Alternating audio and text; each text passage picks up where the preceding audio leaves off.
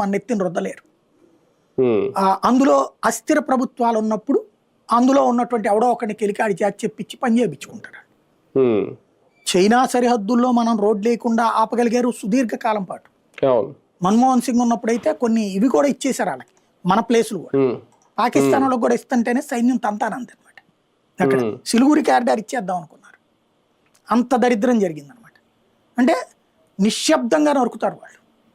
ఇప్పుడు బంగ్లాదేశ్లో జరిగిన వ్యవహారాలకి సోరోసే, పాకిస్తాన్లో ఇమ్రాన్ ఖాన్ జైల్లో పెట్టడానికి కారణం అది. ఇమ్రాన్ ఖాన్ పవర్ఫుల్ అక్కడ, సైన్యం చేత చేయించారు అక్కడ.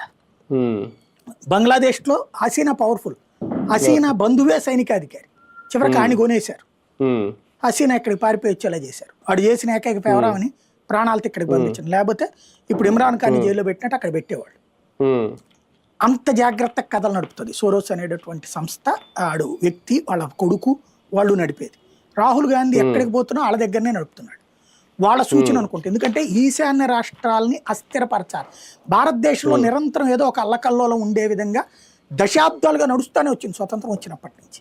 మీరు గుర్తు తెచ్చుకుంటే ఎప్పుడు కాశ్మీర్లో అంటే అప్పుడెప్పుడు కొట్టు చేస్తూనే ఉంటారు అనుకునేవాళ్ళం మనం. పేపర్లో లోపల పేజీలకు వార్త వచ్చేది. అదే సందర్భంలో ఈశాన్య రాష్ట్రాలు ఎప్పుడు కొట్టుకు చేస్తారు లేరా అనుకుంటాం మనం. మన దగ్గర పాత బస్తీలు హైదరాబాద్ ఎన్నిసార్లు కొట్టుకు తెచ్చారు అప్పుడు. ఇవాళ ఏంటి, మోడీ